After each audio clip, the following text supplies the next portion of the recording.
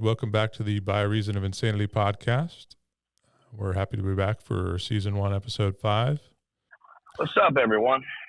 So I saw you got to be on the live news there.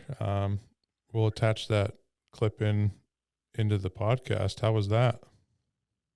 Well, that was really cool, man. I got to be on Newsmax, and I want to thank them for the opportunity to let the convoy's voice be heard, man.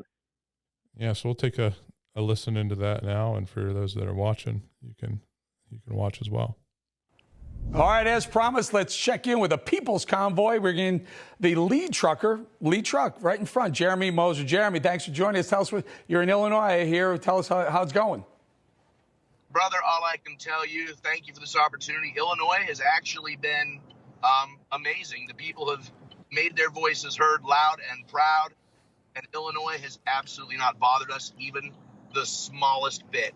Interesting. I'm from that state, and it's a very, very liberal state. Not typically your biggest supporters in Illinois, I guess. But congratulations. I guess once you stay out of the big cities and you're in rural anywhere USA, people are more conservative. People are more freedom loving. When you hit the big cities, Chicago, I suggest you take the Beltway around Chicago, my friend.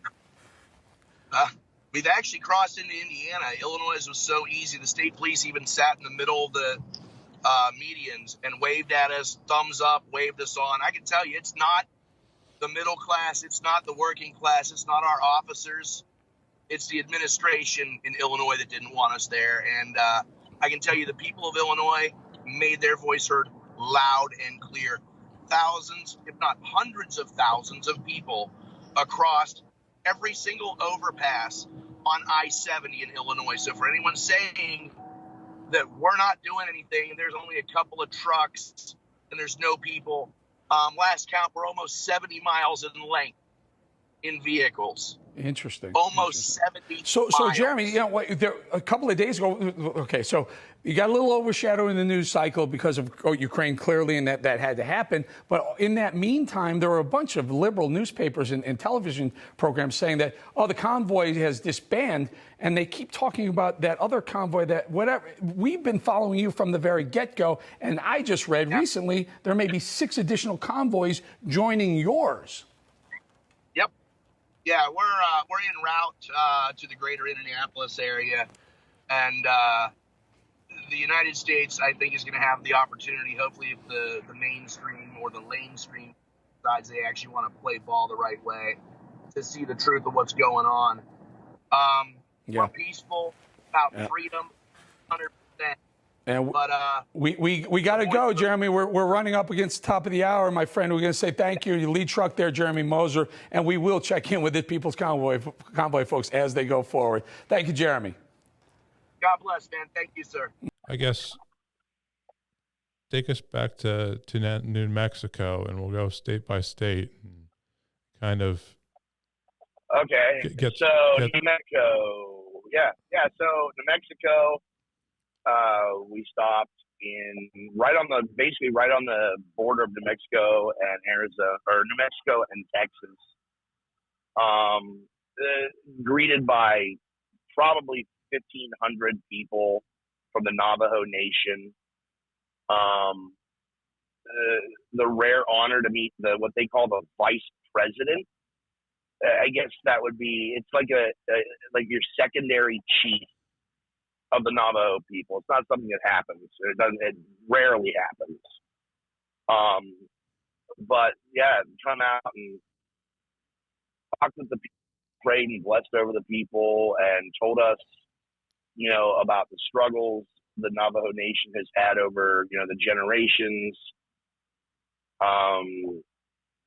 And just shared their lives and their love for freedom with us. Well, absolutely incredible. Moving experience. Oh yeah, brother, it was incredible. I mean, so he would speak in English and then he would speak in Navajo, and go back and forth. And it was just incredible. Now, mind you, it was ridiculously cold that night. It was like 8 degrees. So yeah, But I mean, they built big bonfires, and so I mean, there was warmth by the fire and traditional Navajo food, Navajo cooking. Like I can't even express the love that the Navajo people have for this nation. I mean, everything we heard was, even after everything that Native Americans have been through in this country. Yeah, I mean, it was absolutely incredible. So not only every overpass you pass is packed with people, hundreds, so I've thousands. I've counted 3 overpasses since we left California. 3 that have not had people on them. In some cases, it was 5 or 10. In other cases, it was hundreds. We're talking fire stations with their ladder trucks up with 30-foot flags hanging between the ladder trucks. Farmers with their big giant John Deere tractors flying flags. I mean, every class of people that you can think of. I mean, there was one today, actually. It was a monster truck on the overpass. That's awesome. Flying like a 10 by whatever size flag. Huge. And to even top that off, we had a Huey helicopter, part of today in Illinois, actually, of all places, which, we thought we were going to have a problem with. Sure didn't. A Huey helicopter flying one of the biggest flags I've ever seen underneath of it. It had to have like 800 pounds of weight hanging on a cable with the flag flying to keep, the flag flying straight. Yeah, Most I saw that incredible thing I've ever seen. I saw that on your Facebook. It was pretty amazing.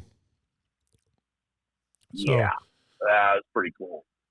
So you got through New Mexico, obviously tons of support throughout. What was your next state you guys went through? Oh, New Mexico. Hold on a second. Now you're making me really think about recounting. So the first time, and I'm going to share this, the very first time that I really broke down while I was driving, we were going over an overpass in New Mexico, and it was in Albuquerque, of all places. All right, in 8-foot letters, the people had gathered. I mean, we're talking there was 500 people on this overpass, if not more. And in 8-foot letters, in flowers, in the fencing on the overpass, they spelled out the word heroes. Wow.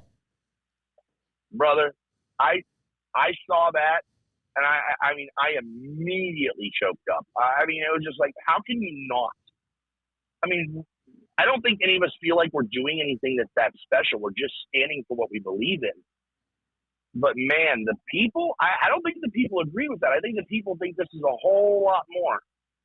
And, the further we get across this country, the more I'm starting to honestly feel like this is no longer just a convoy or a protest. That this is, a full out, civil rights movement, essentially. And I would tend to think the people possibly are agreeing with that. I mean, just from the support that I've seen and that you've told me about, and even thus far,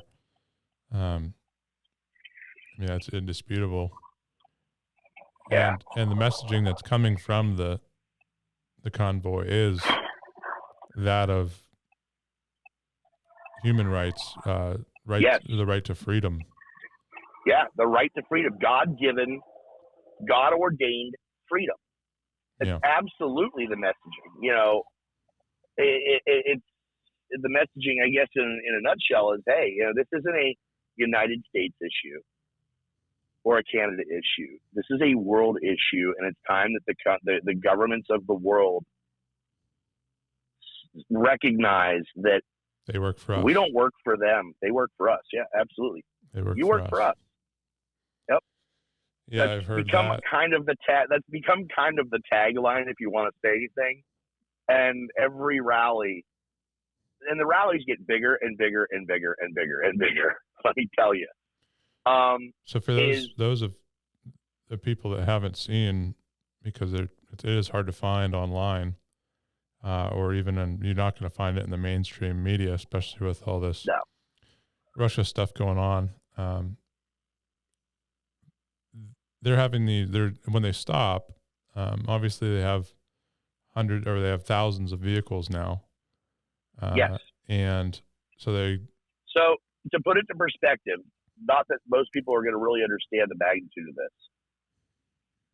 When we pull out of a location in the morning, it's gotten so big, it takes an hour for the last vehicle to get onto the interstate. By the time that vehicle gets onto the interstate, we've been rolling at 20 miles an hour for an hour. The front vehicle's been rolling, which is where I'm at, for an hour at 20 mile an hour. And we're stretched out currently, by some estimates, we're pushing the 60, 70 mile mark. Right. And so Oklahoma, how many states have you gone through since then, too? Since Oklahoma, we have been through Missouri, and we have been through Illinois, and we're in Indiana currently. So in Oklahoma, you had 2 state troopers escorting you the whole way. Yes, we had state police. We had a state police escort through Oklahoma the entire time. And the state patrol, highway patrol, told us in Oklahoma that our vehicle count was 7,000, and when we were all together, 30 miles long. And that was 2 states ago. That was 2 states ago, and it has done nothing but grow since. That's just and incredible. It's going to continue to grow. It's going to continue to grow. Because, again, like I said, I mean, I can't even reiterate, I can't even state this enough. The people are sick of it. People are just tired. The middle class, the working class, the class that this country is based on, excuse me, they're sick and tired of it. They're tired of being oppressed, man. Because, I mean, let's call it what it is. It's oppression. What we're dealing with in this country and what's happening all over the world, it is out and out oppression.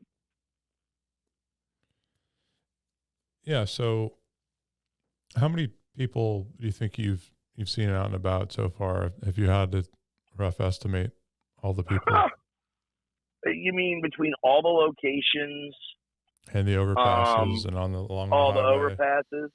Yeah. I'd be lying if I said it was less than 10 million. Wow. I mean, there's tonight here in Indiana, I think it was somewhere around 8,000 or 9,000 people collectively. Wow. And those are local people coming to see what's going on. No, that's convoy and local. The locals, I'm going to say there was probably, for the local regiment of people that just came to support and bring donations and cook for us. Because let's be really clear. Like, these communities, they're cooking. They are, I mean, they had literally 4 smokers here. Big, giant commercial smokers. Has to be 4,000 pounds of meat. And these are local. And the community. These are local business owners and families that are just donating this to the cause. Yes, just donate.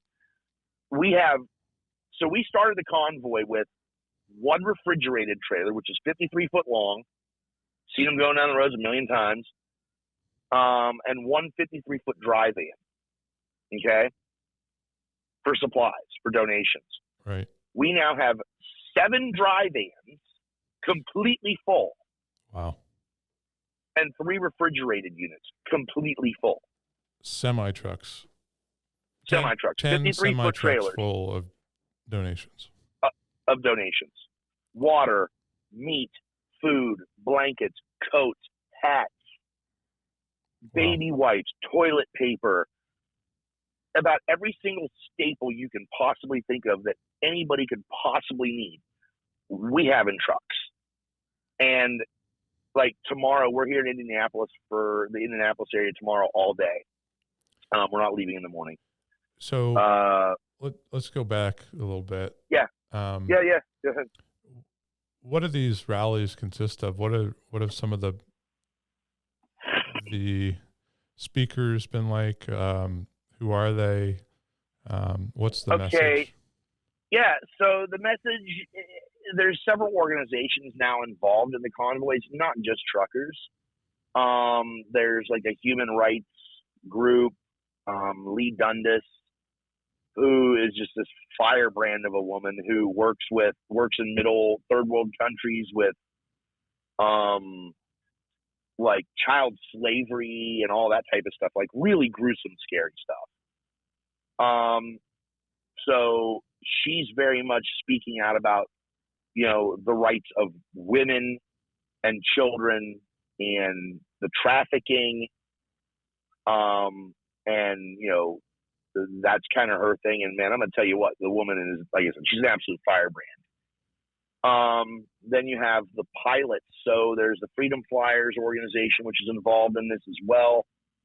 These are the folks who work for a lot of the major airlines and flight schools and all that stuff, who have lost jobs, been ousted because they refuse to get vaccinated. So there's that contingent. Then you have the trucker contingent, which, hey, we're just truckers, man. We're about freedom. It's that simple. We're about freedom. Get out of our lives and let us live our lives the way we want to. That's really, honestly, where we're at. But I mean, the entirety of this thing now has become, it's not about COVID mandates. It's not about any of that silliness. Yeah, it's all silliness. We think it's all stupid. It needs to go away. We think the Emergency Authorizations and Powers Act needs to disappear, needs to be repealed, and people held accountable for even bringing that into play to begin with. But it's become this much bigger thing of just freedom in general. We want our rights back. We're sick and tired of government stripping us of our freedoms. Right. And that's really what the whole thing is about. And you ask where people could find information on what we're doing and how we're doing, and all you have to do is go to Google and do a Google search for hashtag the People's Convoy. If you can't find a bunch of information there, I don't know what else to tell you, because I know that there's page after page after page after page, everything you can possibly imagine. And the only official website, if I'm correct, is thepeoplesconvoy.org. That is correct. That is the only official website for anyone who might want to, that finds this and sees they really like what we're doing and they believe in it, they want to be a part of it. There's official donation links there. That's helping out with fuel for the convoy and gas for the vehicles. There's also, and you're talking $30,000 a day there. There's also official press releases, media coverage. Yep, correct. Media coverage, official press releases. You can follow the route. Follow the routing, where we're stopping, what we're doing, what we're involved in right now, who all's involved. I'm looking at it right what now. What organizations are involved. There's a civil liberties group that's involved. Wow. Listen, it's right here. So far, is it the Civil Liberties Foundation that's handling all the donations? Well, yeah, there's lawyers. So the thing that happened in Canada, where all the donations are being stolen by the government and people being fined and all the other crazy crap that happened, people's bank accounts being frozen for donating. Yeah, we're not going to have that problem in the United States. We've got lawyers all over it. It's all being handled, managed properly, and the government has zero access to the money. So here you go. So far, 1.549 million in monetary donations and over 5 million in non-financial donations. Correct. like I said, it's absolutely beyond. Like there's a staff of some of the best lawyers, constitutional lawyers in the United States that is on with us because let's call it what it is. There's a very real possibility that some of us might end up getting arrested going into DC. It's possible. But there's lawyers there to handle and deal with that. And that's not because of violence. That's not because of anything, because you saw in Canada set the precedent for it, that there was no violence in Canada in the protest. No. And yet, they had bouncy houses and freaking play areas for children. And that looks real violent to me. And yet they arrested people, trampled people with horses. Absolutely. Seized trucks, seized assets, imprisoned people. Well, and the people that were in prison, the two organizers of the Freedom Convoy in Canada, they're still in prison. Yep. They had imprisoned. They're still in prison. Pastor, what was his name? Archer? Yeah, Pastor Archer. They imprisoned a pastor. Yep. And he's still in prison. And that's someone. I mean, come on. That has gone around the world and vocalized his right for freedom and his passion for freedom, and a true civil rights leader. A true patriot. And civil rights patriot. Leader. Yeah, absolutely, without a doubt. In prison. And he's currently sitting in a prison in Canada, which is supposed to be a free country. Right. I'm sorry, I love you, Canada, but you're not free anymore. Yeah, I sure hope that doesn't happen here, because this is. Well, okay, so I'm going to say this, and I said I really wasn't going to, but I'll just put out the quote-unquote speculation. I'm not going to go into great detail, but just suffice it to say that there are several people, I'm not going to name names, there are several people now that are within the organizational aspects of the People's Convoy who have been placed on a terrorist watch list for what we're doing. Crazy. So, here's the deal. This is, I'll be honest, the people that are here, I really think we're all kind of the same opinion. And that is, we're seeing this out regardless of the consequences. Because I think a lot of us don't think there's another chance. This is kind of like the last ditch to pull the people together and make a stand that is nonviolent against the system. And I can tell you it works. Illinois, prime example. Illinois said, we don't want you here. Media posts about it everywhere. There was dozens and dozens of them. I mean, they splashed that crap everywhere. And the people of Illinois said, oh, hell no.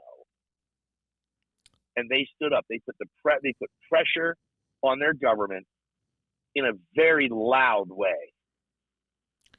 And I'm going to tell you what, Illinois absolutely invited us in. They're like, yep, please come through. Police officers, thumbs up, waving, like happy to see us shutting down the way stations. I mean, we actually had a trooper escort for a little while in Illinois.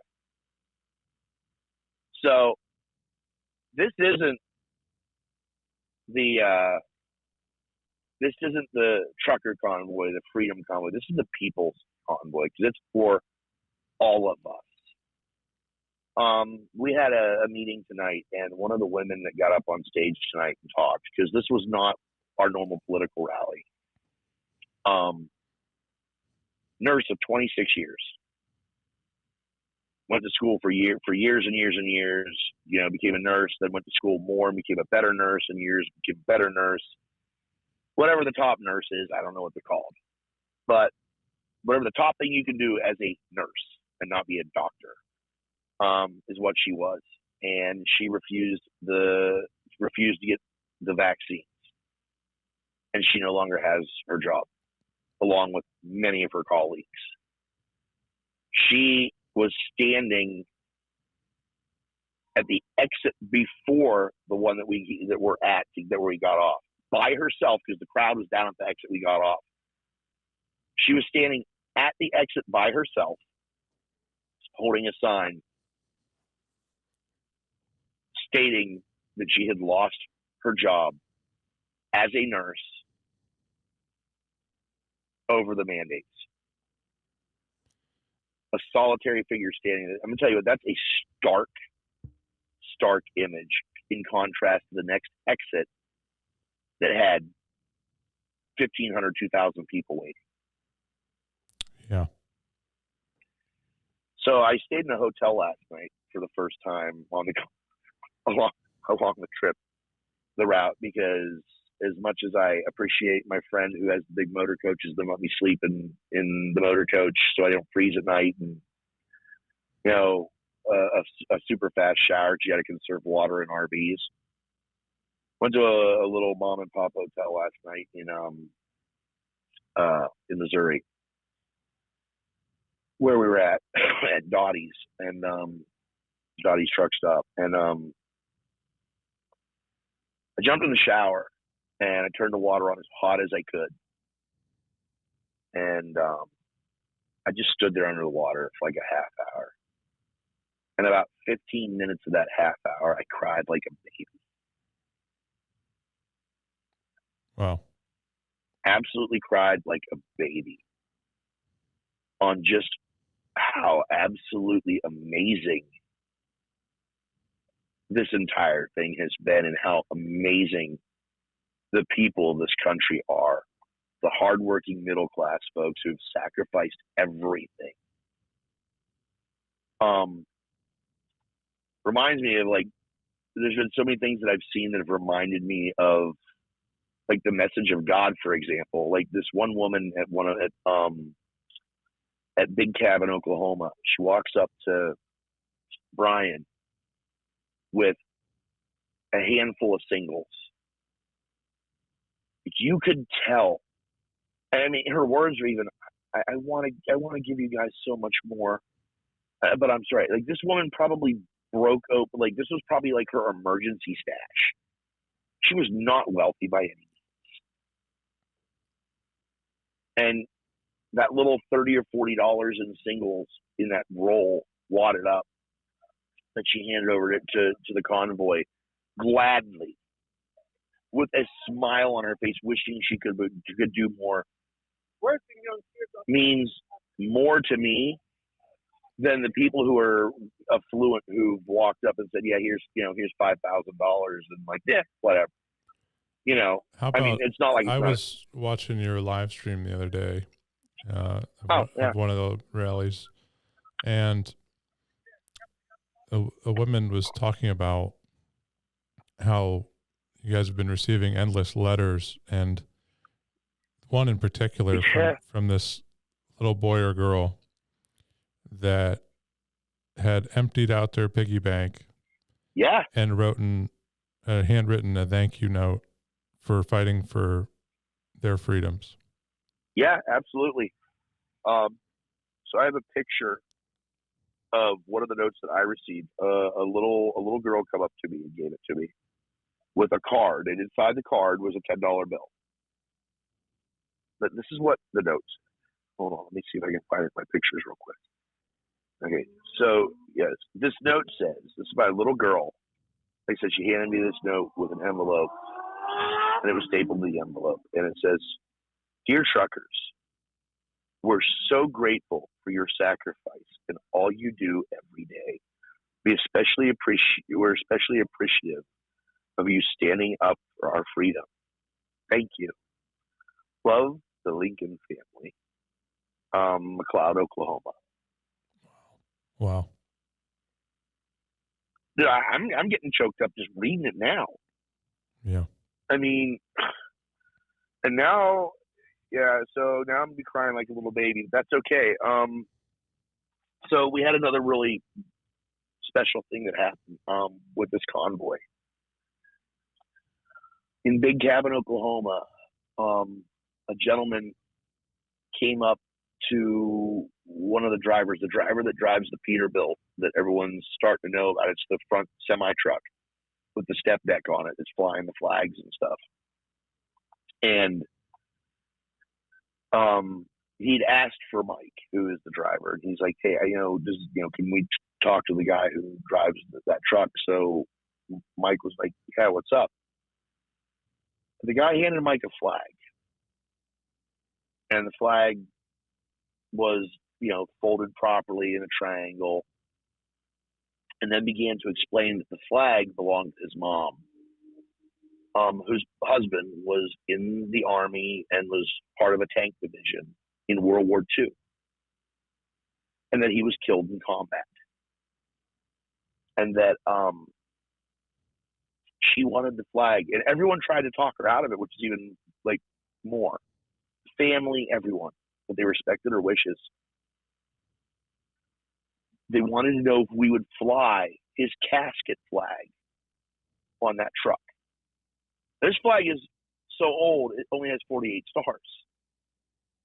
And she said, the reason is that this is the first time in her life since her husband died that she felt like a movement was truly about freedom. It's like the first time she was seeing freedom in 70 some odd years. And she wanted her husband honored by having his burial flag flown in the convoy. And she's like, I don't care that it's going to get destroyed. Just send me the remnants back. That's it. Wow. So Mike is going to personally drive in his semi when this is all said and done and return the flag to her hand down in Texas. And there was a local company that created a pole designed just for that flag, right? So we pulled out a big cabin and Mike left. Mike usually, is right behind me in the convoy as the lead semi, and he drove ahead. And he went to Joplin, Missouri, which is where the Chrome Shop Mafia or Four State Trucks is at. They do a lot of like custom fabrication and big rig beautification and stuff like that. And they donated a custom built flagpole to fly a flag that big that was within specs to be legal to fly on the back, so it wouldn't be over height on the truck. And get it absolutely for free. All the steel, all the welding, all the labor, the eagle on top of it, the whole 9 yards. Absolutely for free. And that flag is one of the most beautiful things I've ever seen flying down the road when we're driving. It's absolutely breathtaking. And knowing the sacrifice of how that flag came to be where it is right now makes it that much more precious. Yeah, no words. That's what we're talking about here. That doesn't happen for no reason. I mean, her words alone, this is the first time in 70 plus years that she sees something that represents freedom, that is about freedom. It's the first time she's seen freedom in 70 plus years. And it's story after story after story and heartbreak after heartbreak of people who've just been beaten down so much, had so much taken from them. Businesses and livelihoods lost by a government that just no longer knows its people, that no longer cares to, it just wants to control it. Yep. I can tell you, they don't have control of this. They don't have control of this. And I know thousands of individuals that are prepared to go and stand for the freedom of this entire country. Well, I really have no words, Jeremy, to follow up with there, but we thank our audience. I hope you enjoyed some firsthand insight into what's really going on in our country right now. Yeah. and the support that it's gathered as they cross the country. So yeah, no, absolutely. And I want to I just say thank you to anyone who's listening. Number one, man, thank you. It's an honor to be able to talk with y'all. It's an honor to see what the people are doing, because y'all are the people too. And by all means, check out hashtag the People's Convoy. And you can also check out the website at thepeoplesconvoy.org. check out Jeremy's page too, because he posts. He's been posting live streams every day. And yeah, little short ones and just little videos and pictures and whatever. Yeah. So yeah, you can follow me on Facebook, Jeremy Moser, if you like. Think it right now is a picture of a pickup truck or a semi truck that says Freedom 2022 over it or around it or something to that effect. All right. And that's a wrap for this week. Thank you guys. Thank you.